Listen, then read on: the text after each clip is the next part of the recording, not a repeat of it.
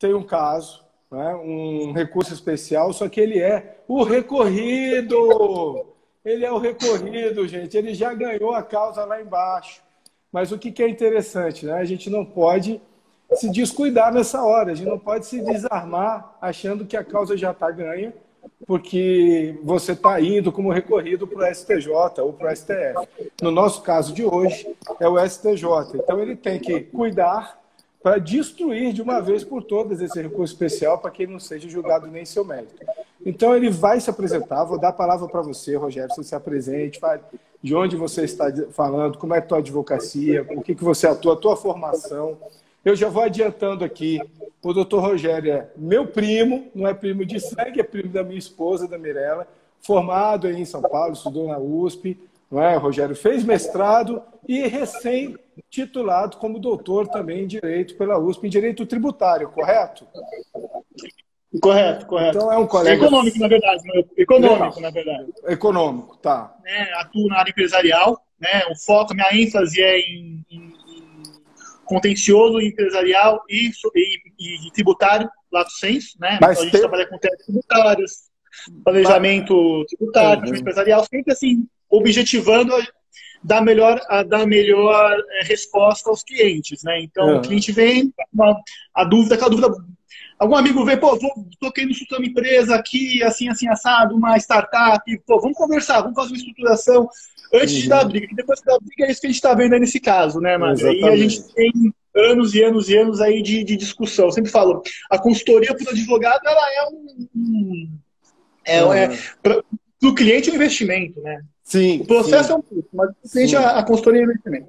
O que aconteceu nesse caso? Esse caso é um caso bem interessante, que era uma transportadora que, por alguma razão, que nem o dono me explicou, ele resolveu aderir a um consórcio para comprar um caminhão. E aí ele pagou esse consórcio ao longo de todos os anos, ele já nem mais tem a transportadora.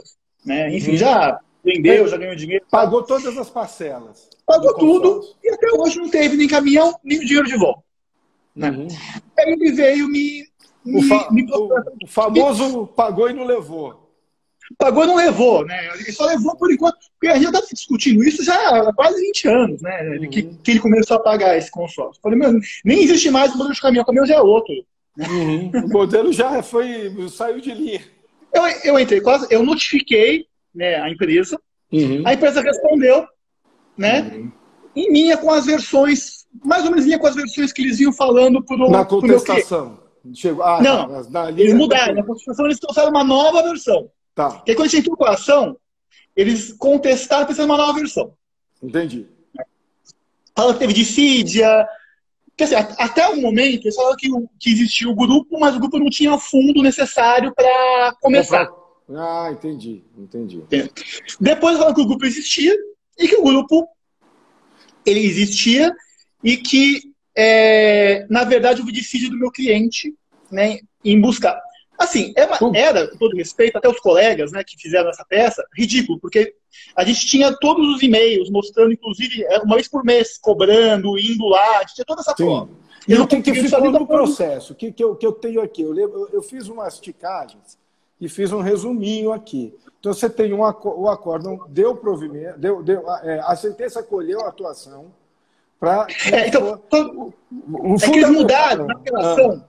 Por que eu estou contando isso? Porque na apelação eles mudaram a narrativa. Eu sei, mas eu quero que você conte o que teve na sentença, o que eles falaram na contestação. Porque eu quero que o que a gente vai mostrar aqui, a primeira coisa que eu quero configurar para quem está assistindo, o que o advogado não deve fazer na causa, na defesa de uma tese. Eles inovaram a causa, eles vieram com uma tese na contestação e outra na apelação. Isso, gente, é morte. Não é? Isso aí, então, assim, exatamente. Você foi por mais que estivesse certo. Isso foi interessante, porque assim, então a gente, no início, então eu vou por partes, é que eu me empolgo com esse caso, às vezes eu acabo indo. Mas vamos lá, então, eles apresentaram a alegação da dissídia, que faltou tudo, e não julgaram nada na contestação, não julgaram absolutamente nada, só contestaram ali pelo esporte. Eu vou dizer aqui o que tem na sentença, posso ler um pouquinho? O acórdão cita a sentença. Então, aqui trata, pessoal, olha só, autor que já quitou todas, é consórcio, uma rescisão contratual. Ele está pedindo que a devolução do que pagou, porque não recebeu o bem do consórcio, que era um veículo. E o que acontece? Isso é ementa do acórdão. Autor que já quitou todas as parcelas sem que tenha havido sua contraprestação. O caso é esse. O que vem na sentença? O que a sentença dizia? Ó?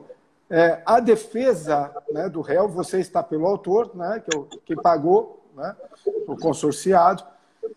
A defesa limita-se a dizer que a quitação das mensalidades pelo autor não garante a contemplação. Contudo, não é isso apenas que a autora alega, mas o que se sustenta é que o próprio prazo do consórcio já se encerrou, de modo que não há explicação plausível fornecida pela ré para a ausência de contemplação diante do encerramento do grupo, da passagem do prazo. Então, isso é o que foi fixado na sentença. Então, a sentença, diante dessas circunstâncias, falou, olha, o grupo já teria que ter sido encerrado pelo prazo original dele. E o autor tinha que ter sido contemplado, e não foi. O autor pagou tudo, pagou todas as contraprestações dele contratuais, o réu não cumpriu nada do contrato. Deu a rescisão basicamente com isso aí. Vamos lá, agora segue aí, Rogério. E aí o que aconteceu? Não foi, bom, foi aí isso? teve a sentença. Né? Foi isso. E aí foi interessante, porque depois que teve a sentença, teve ali um contato nosso, enfim, uma questão extracontratual. E eu percebi que eles viram o que eles fizeram na bola no caso, e aí eles surgiram com essa documentação, alegando trazer uma documentação nova. Na apelação. Embargos de declaração. Tudo bem. Alegando que o prazo não tinha sido encerrado. Não é isso? Estranhamente, até um dos documentos datava de depois da sentença, né? Eu até bato bastante nisso na apelação e falei isso na sustentação oral nas contrarrazões. Na contrarrazões, desculpa. Primeiro, essa documentação aqui já teve uma preclusão consultativa. Sim. Né? Porque ele devia ter apresentado lá atrás. Uhum. Não é fato novo. Uhum. Não é fato novo. Não é fato porque novo. Porque dá 2014. Aí vamos lá. Estranhamente só surgiu depois do... Eu vou ler aqui, qual é a questão jurídica, então. Aí o acórdão, diante disso aí, embargos de declaração na sentença, ele juntou esse documento aí, querendo dizer que o prazo não tinha sido encerrado, querendo tirar aquele argumento da sentença, de que derrubar aquele argumento da sentença, de que o prazo do consórcio não tinha sido encerrado. Só que ele nunca tinha alegado isso, ele nunca tinha pedido prova, era uma prova documental, fácil de ser feita, não é? E eles nunca contestaram isso, não trouxeram isso na contestação. Só trouxeram essa tese nova depois da aprovação da sentença. O que diz aqui os artigos? Que o acórdão fala desses artigos. Então, esses artigos estão pré-questionados. Não é? A rigor, 434 e 435 do CPC. Então, o que fala aqui? Ó, incumbe a parte instruir a petição inicial, não é teu caso, você que era o autor, ou a contestação, que era o caso deles, com os documentos destinados a provar suas alegações. Eles não juntaram esses documentos na contestação. E aí vem, quando o documento consistir... aí ele fala, é lícito às partes, o 435, em qualquer tempo, né, então a princípio eu poderia, em qualquer tempo, juntar aos autos documentos novos. Quando destinados a fazer prova de fatos ocorridos depois dos articulados, ou para... O fato não ocorreu depois da contestação, nem da propositura do ação. Se o consórcio tinha sido prorrogado, tem que ver a data em que ele alega que houve essa prorrogação. Se foi depois da aprovação da sentença. Porque se não foi depois da aprovação da sentença... Não foi. Então, olha o absurdo. Eles nunca alegaram esses 2014, eles nunca alegaram antes. Em nenhum momento anterior. Nem na negociação judicial. Então vamos lá. Então fixa aí. A prorrogação teria ocorrido em 2014. É isso? Tá. Você trocou a ação em 2018, 2019, pelo que eu vi ali, não é? Então ele já tinha esse documento. E ele já podia ter alegado isso com contestação. Ele não alegou. Ele não pode. O que acontece aí? Aí tem dois princípios fundamentais. Um deles o acórdão falou, não é? Que é o quê? O princípio da concentração da defesa, que está esculpido aqui nesses artigos. E o outro é o da não surpresa e da boa-fé processual. Então, você não pode guardar um documento ou um argumento que você não fala no processo para vir depois de uma decisão e querer discutir a causa em cima daquilo ali. Então, você tem aí, inclusive, anota aí, Rogério, dá uma olhada nos artigos 9 e 10 do CPC, que tratam do princípio da não surpresa. Tá? E também do 4, o terceiro ali, que fala da boa-fé processual. Porque essa atitude da parte, ela atenta contra a boa-fé processual. Ele está querendo trazer um documento em sede de apelação, um documento que ele já tinha antes, de um fato que já tinha ocorrido antes. Por isso que o tribunal não aceitou. Olha também o 1014 do CPC. Porque todos esses artigos, o que você tem que colocar? Pô, se o STJ, isso vai trabalhar isso na tua contra razões da recurso especial. Se o STJ admitir essa tese, ele está violando esses artigos aí. Entendeu? O 1014, o que fala o 1014? Ó, as questões de fato não propostas no juízo inferior poderão ser suscitadas na apelação, se a parte provar que deixou de fazê-lo por motivo de força maior. Ele nem deve ter alegado motivo de força maior para não ter trazido isso antes. Então, não caberia. Então, não caberia o 1014. Então, os advogados que estão nos assistindo aí, os advogados, os colegas, têm que tomar muito cuidado quando for usar esses artigos, porque você tem que alegar, no caso do 1014, a força maior. Por que você não pôde? Você não tinha o documento com você? Por que não tinha o documento? Olha, eu estava impossibilitado. Não é? Se não for nada disso, não vai valer. Não vai ser aceito, embora o código, em tese, e a princípio, permita. Não é isso? Aí segue no acórdão. Vamos lá. O que o acórdão disse? Ó? Que eu vejo. O que eu vejo aqui? Inovação da causa, em sede de apelação, e o acórdão fala do princípio da concentração da defesa.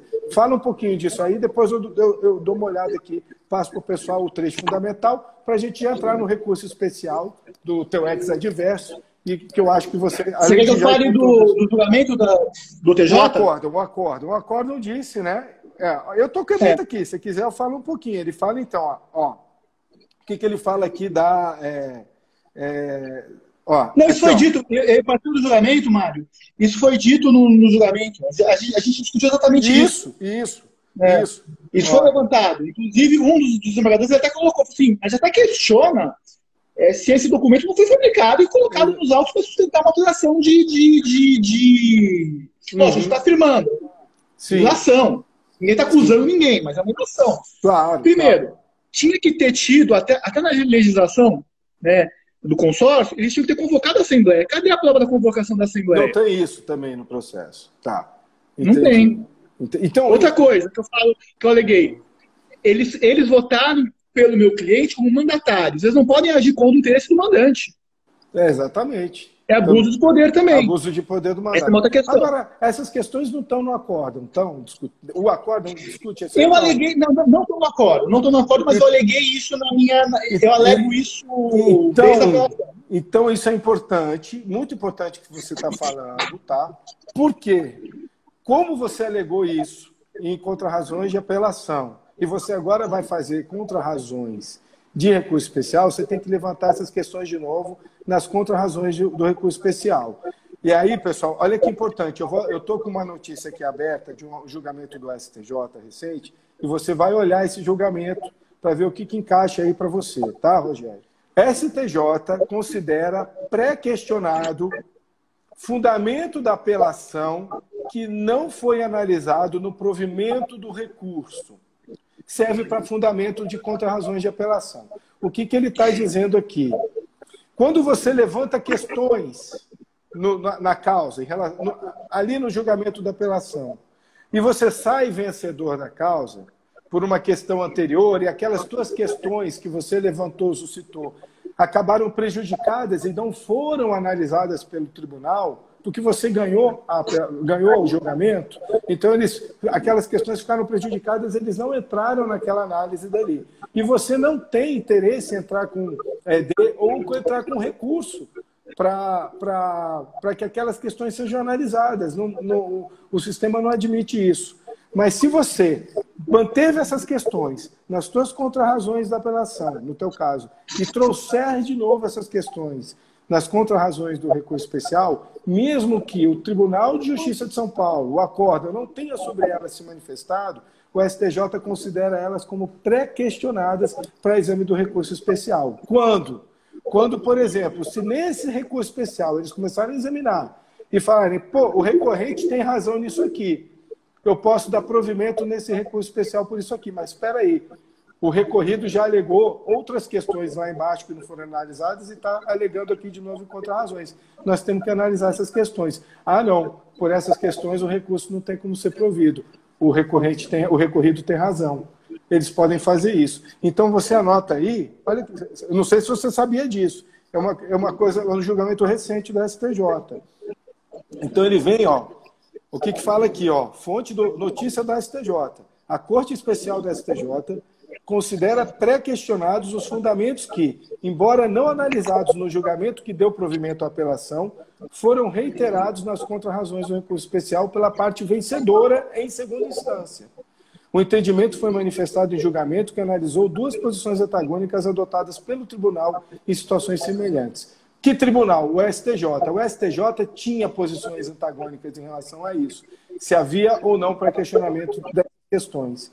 E ele acabou decidindo pela Corte Especial que sim, que tem que considerá-las como pré-questionadas, tá? E eu vou ver se...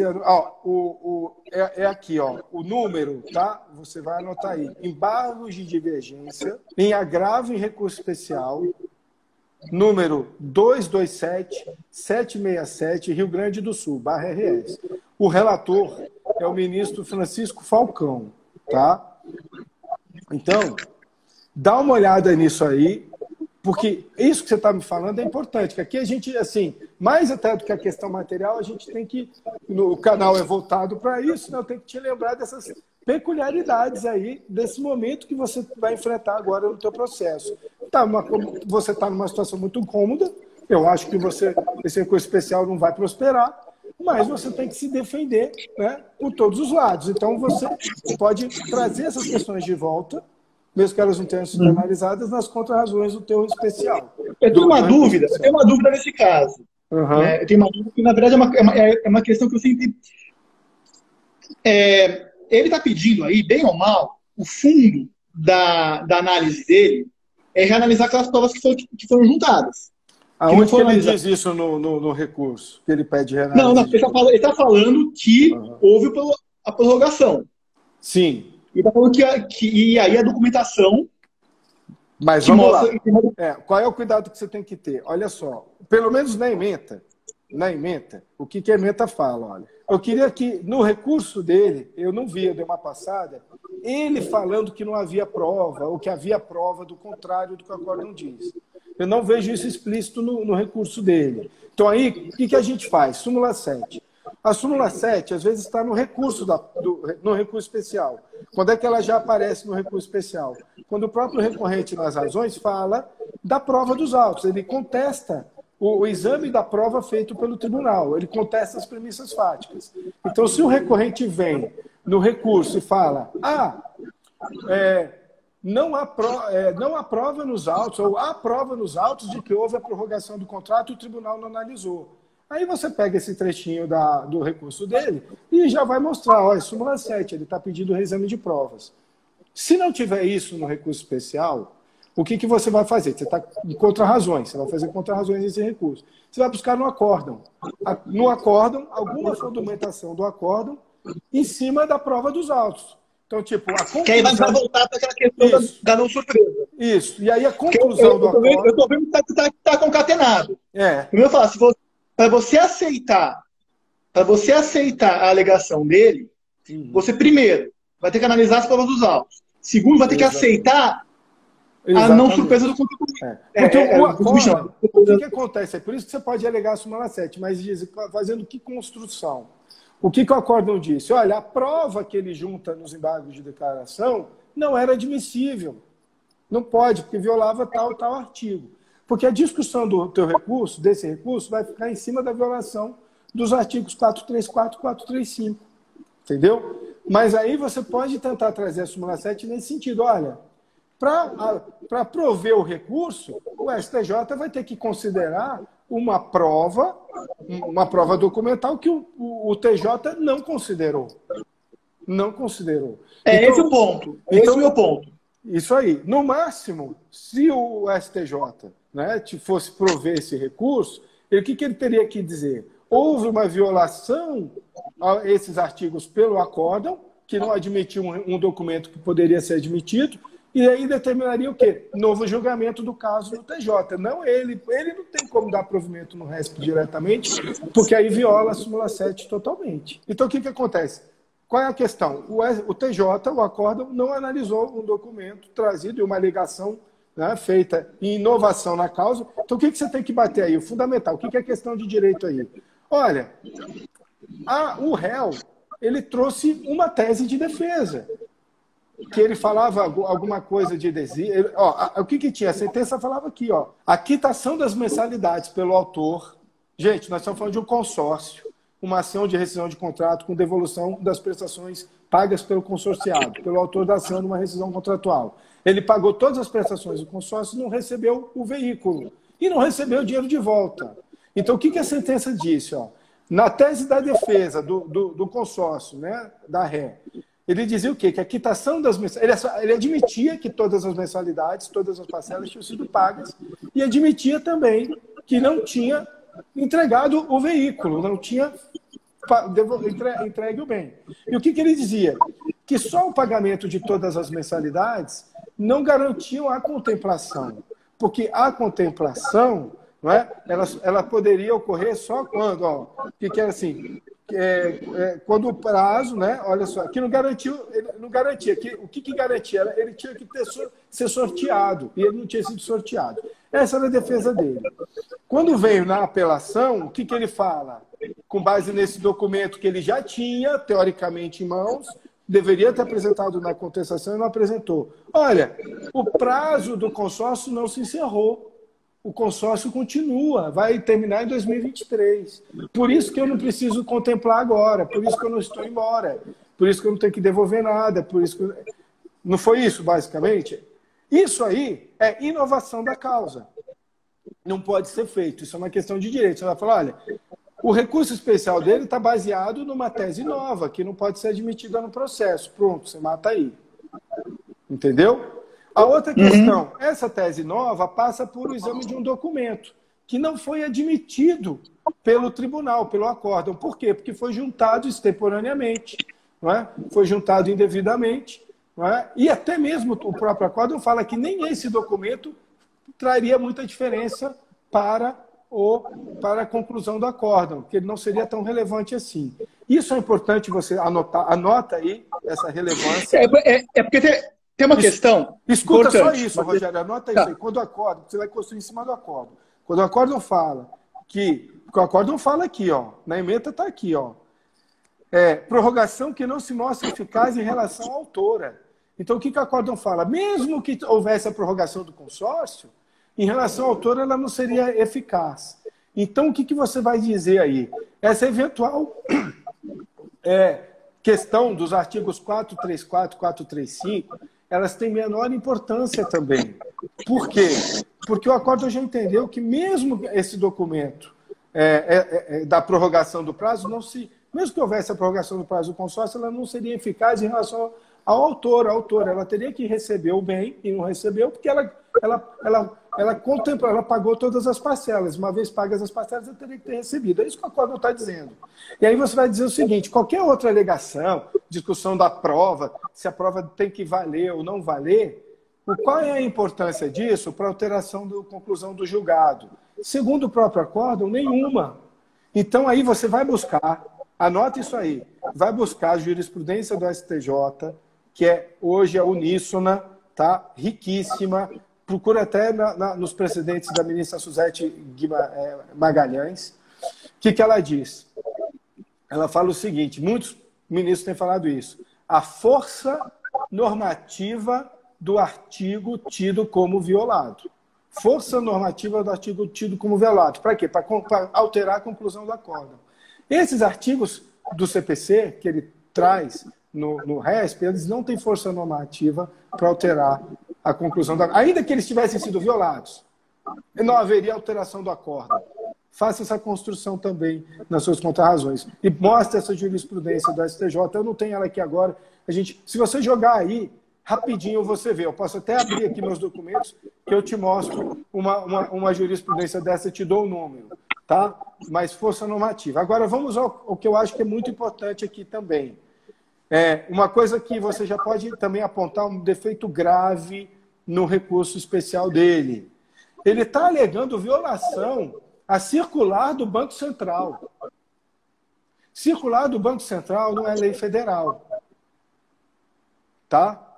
Quando ele discute essa prorrogação do prazo, possibilidade de prorrogação, ele fala no recurso, tá? Ele fala no recurso aqui, ó. O que ele diz aqui, ó? Ressalta-se que o artigo 26 da circular número 2766 de 97 do Bacen, com a redação isso é piada, isso é risada, prevê expressamente a possibilidade de dilação do prazo do grupo. Olha só, primeiro, então ele também alega uma violação à lei aí. É aquilo que eu estou te falando, não tem força normativa para alterar a conclusão do acordo. O acordo já falou que mesmo que houvesse a prorrogação, o direito do autor está íntegro a ser restituído agora. Você entendeu? Então, aqui, ó, só para te mostrar, anota esse precedente do ministro Mauro Campbell, da segunda turma, recentíssimo, data da publicação, 10 de fevereiro de 2021. E o que diz aqui na ementa? Vou trazer só no item 1, os atos normativos do Banco Central, resoluções e circulares, uma vez que tais normas não se enquadram no conceito de lei federal, não são admitidos, né, como no recurso especial, como normas de lei federal, não podem ser apontados como lei federal violada. Então, anota aqui, ó. E olha o que ele diz: impossibilidade de conhecimento do recurso especial em relação à alegação de ofensa a atos normativos do Banco Central, resoluções e circulares, uma vez que tais normas não se enquadram no conceito de lei federal para fins de análise de recurso especial. Então, você já entra numa preliminar... Qual é o precedente, Mário? Precedente, ó, RESP 164 2038, São Paulo. 164 2038. São Paulo. Tá. Então, isso aí, você já detona essa parte toda do recurso especial dele. Então, vendo, gente, quando a gente vai desconstruindo o recurso especial, a questão... Aí você tem a questão qual? Olha como é importante. Primeiro, você vai dizer que não houve violação àqueles artigos que ele está trazendo ali no recurso dele, não é? Que ele fala... Então, esse ponto aí, não é? Quando ele também fala, eu não vi o que diz esse artigo aqui, parágrafo 1º da Lei 11.795 de 2008, mas acho que isso aqui é um artigo que ele fala que prevê como meio de contemplação apenas o sorteio ou lance. Qual é a pertinência desse artigo com o resultado do julgamento? Não é isso que o acórdão está discutindo. O fundamento do acórdão não é em cima dessa discussão, entendeu? O fundamento do acórdão é qual? Houve o pagamento de todas as prestações, o bem não foi entregue, embora ainda que pudesse ter sido prorrogado esse consórcio, em relação à autora, isso não tem importância nenhuma. Então, também essa argumentação cai nesse tópico anterior que eu estou te falando, da força normativa dos artigos que ele aponta como violados. Porque não tem nenhuma aí. Você entendeu? O acórdão já deixou isso claro. E aí você vai trazer esses precedentes do STJ. Eu acho interessante esse bate-papo, porque eu sempre falo que duas cabeças eles pensam mais, vão chamar atenção para alguns detalhes. Né? Você colocou algumas questões que eu não tinha pensado. E umas aqui que é a questão da força normativa, por isso que eu falo, eu acompanho muito as suas lives, né? Porque algumas coisas às vezes a gente sempre ouve, ou já ouvi na faculdade, ouve que a gente esquece, né? Porque, assim, eu atuo com contencioso, mas eu tenho o quê? Eu não tenho volume de casos. Não está toda hora no STJ e no STF. Exatamente. Então, às vezes tem alguma questão, você fala, poxa, isso que você falou da questão normativa e da questão de não ser lei federal, eu lembro de uma discussão que eu tive há uns anos atrás com a Receita Federal, né? Que num determinado momento do RESP deles, eles falavam de um suposto inobservância a uma iene. E aí desculpa que aquela iene disciplinava a lei federal. Eu não lembro exatamente qual era o assunto agora, mas eu lembro dessa discussão assim há um tempo atrás. Depois até pacificou, falou que não, que na verdade tem que ser a lei federal em si. Né? Então tem até essa questão, ainda que a circular do Banco Central ou com instrução normativa, ela discipline uma lei federal, você não pode falar que essa disciplinação que é a lei federal. Senão você abre para isso. Por exemplo, alegar em recurso especial, e aí é o que eu estava falando até essa semana, a última aula que eu tive do curso lá do Chave Mestre com os alunos, o recurso especial em que o advogado aponta a violação à súmula do STJ. E só aponta a violação à súmula, e ele não aponta a violação à lei federal. E aí o que acontece? Isso é a mesma situação do sujeito. não é? Que ele está com o gol feito, ele vai fazer o gol de peito, ele está com o gol vazio na frente, mas ele resolve pegar a bola com a mão e jogar para dentro do gol com a mão e anular o gol dele. Porque se você tem uma súmula do STJ que você diz que o acordo contrariou, cara, vai atrás desses julgamentos. Pega o lead, né? Pega o que os julgamentos estão... O que eles estão falando. Aí você vai pegar a lei federal que eles estavam discutindo.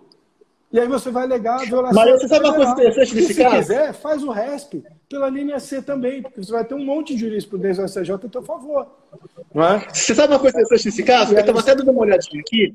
Eles entraram com agravo de instrumento, porque eu estou executando provisoriamente a sentença, né? Uhum. Ó, só para te falar aqui, anota esse número que eu achei aqui já na jurisprudência. Você vai encontrar um monte. Então, esse aqui é um agravo interno no RESP 170.1479 barra, eu acho que é Amapá, AP, tá? Amapá. Amapá. Então, o que diz? O relator, Ricardo Vilas Boas Cueva, o ministro Cueva, excelente, terceira turma, julgamento recente, o DJE de 3 de agosto de 2020. O item 3 da ementa, só vou ler para vocês o item 3 da ementa, pessoal. No caso concreto, o dispositivo legal apontado não apara a tese recursal, não tendo força normativa suficiente para reformar o acordo impugnado, atraindo incidência da súmula 284 do STF. Anota aí a súmula 284 do STF. O que é a súmula 284 do STF? Deficiência recursal. É o recurso que ele é deficiente. Você vai apontar a deficiência recursal do CS. Por quê? Porque ele está mal construído. E o que ele aponta como artigo violado não tem força nenhuma para alterar. Se ele fosse interpretado, aplicado de uma forma diferente, ou se ele fosse considerado no julgamento em sentido oposto, ainda assim o resultado do julgamento seria o mesmo. Isso é importante você colocar nas contrarrazões. E cita esses precedentes. Esse é um que eu estou te dando. Então, eu já te dei 2 precedentes para você trazer aí, para derrubar aí esse recurso especial. Trabalha também em cima da súmula 7, claro. Mas eu não te dou garantia que vai bater súmula 7, não. Pode bater, deve bater. Mas eu acho esses argumentos até mais fortes. Entendeu? Porque você, mesmo que ele supere a súmula 7, ele não vai dar provimento para o recurso especial, com base nesses outros argumentos. E naquilo que você já apontou em contrarrazões lá na apelação, nas suas contrarrazões de apelação, de novo nas contrarrazões do recurso especial agora, você suscite de novo aquelas questões para numa eventual zebra, terrível zebra que eu vejo aí, do STJ poder entender, né, que houve alguma situação ali que ele poderia entender que houve violação a um dispositivo ali do CPC, aí ele vai ter que analisar a tua argumentação em sede de contrarrazões de apelação, entendeu? Aí tem aquele outro precedente que eu te falei. Então tem 3 precedentes legais aí para você trabalhar, dar uma estudada e montar essas contrarrazões. Você colocou umas coisas aqui que eu não tinha pensado. Algumas que eu tinha, mas assim, que eu tinha pensado, como é que fala? Tinha pensado meio marginalmente, mas sim. que agora... porque o que acontece? Bem legal. Você está numa situação muito confortável no processo. E isso acontece muito, a gente vê às vezes aqui no STJ, né?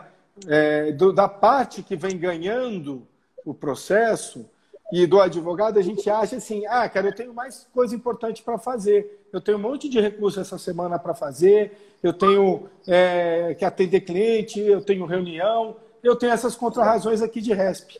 Pô, contrarrazões de RESP, eu já estou ganhando, eu vou fazer de qualquer jeito. Só vou alegar. Por exemplo, eu não estou falando que você ia fazer isso, não. Estou falando que é uma coisa que a gente tem que lutar contra isso. Eu falar, eu vou alegar aqui, vou repetir o que eu falei ali nas minhas contrarrazões de apelação, vou copiar um trecho do acórdão e vou falar de súmula 7 e está feitas as contrarrazões. Só que aí você perdeu um monte de oportunidade de montar. O que a gente está fazendo aqui? O que eu estou te falando? Imagina você montando um forte com várias barreiras, várias defesas, vários tipos de defesa. Você tem o teu cara que é o arco e flecha. você tem os muros, você tem as catapultas.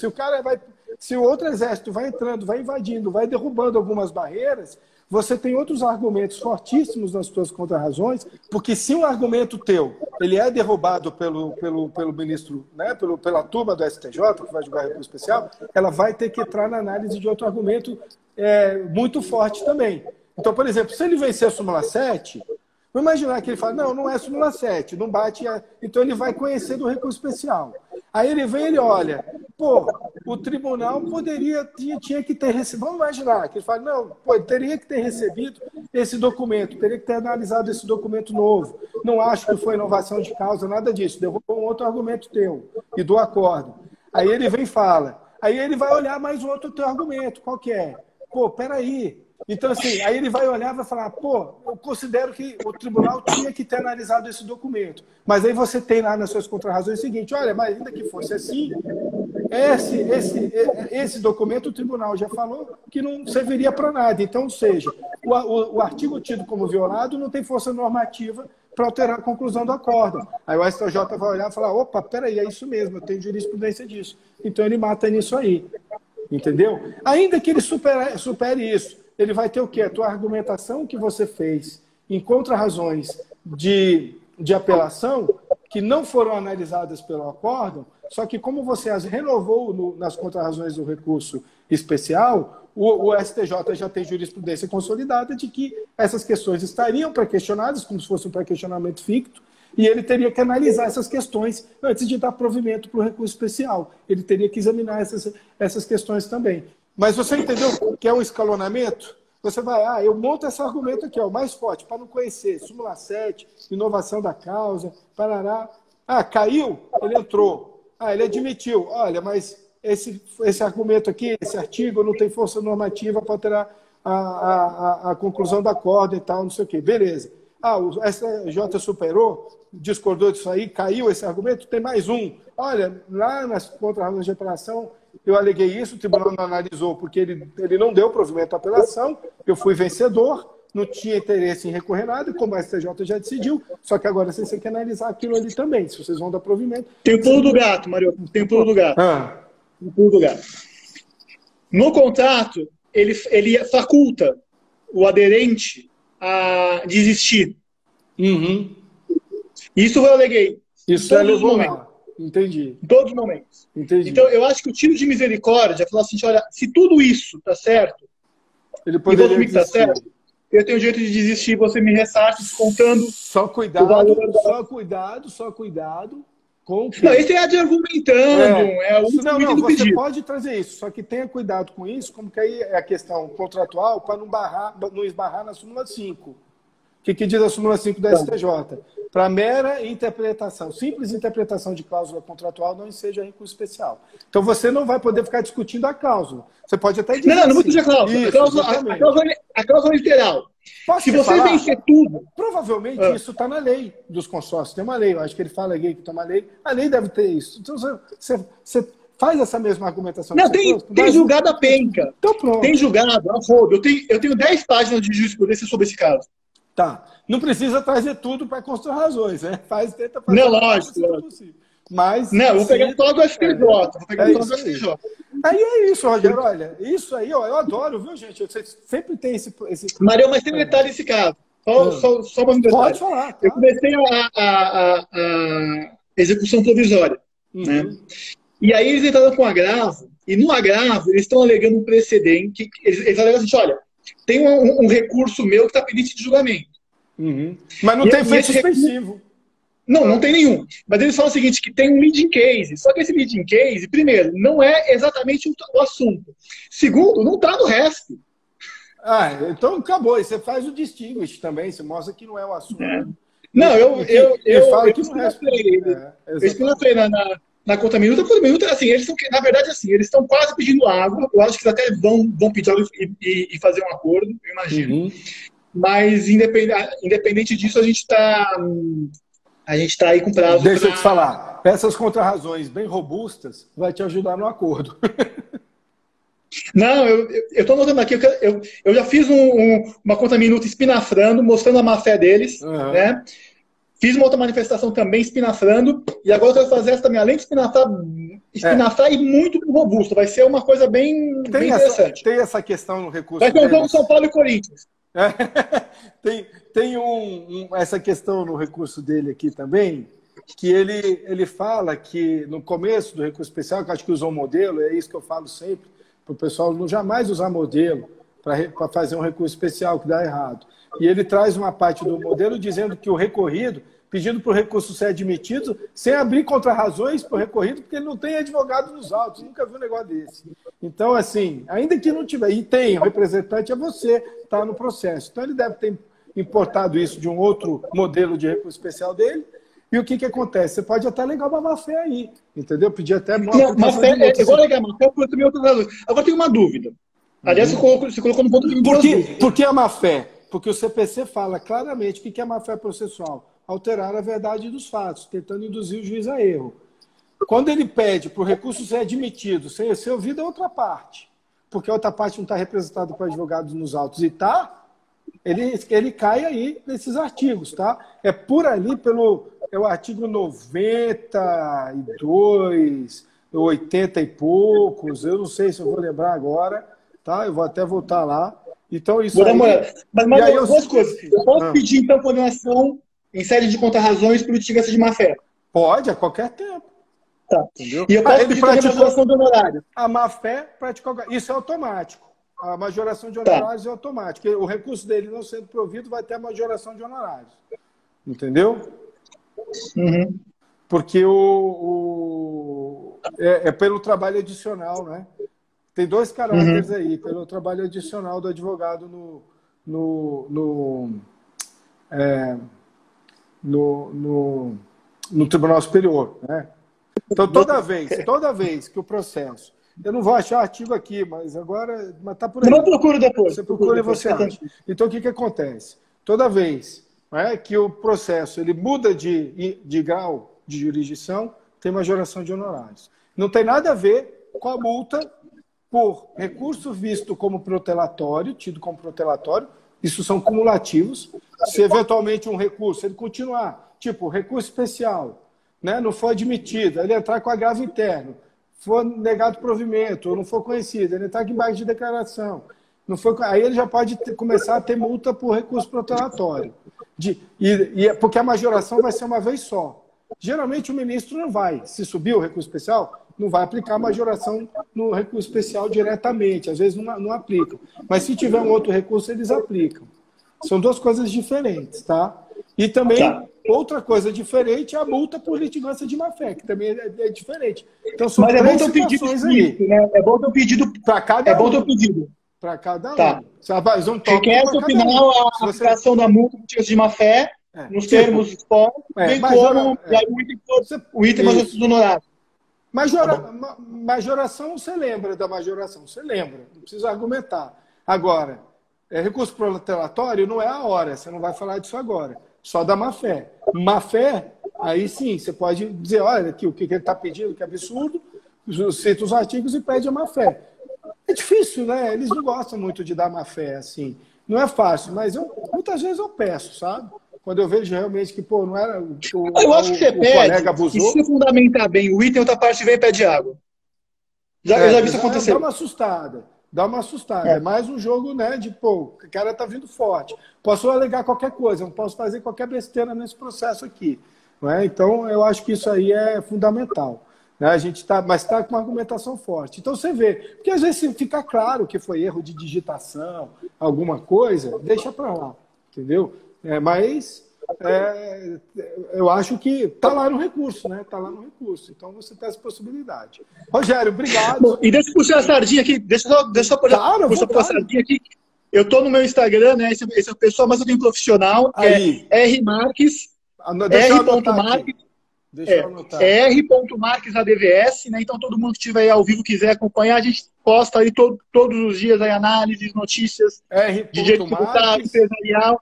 R.Marques ADVS. Fala, Mário, um abraço, meu querido, tudo de bom aí. Agradecer a todo e vamos mundo. Que vamos.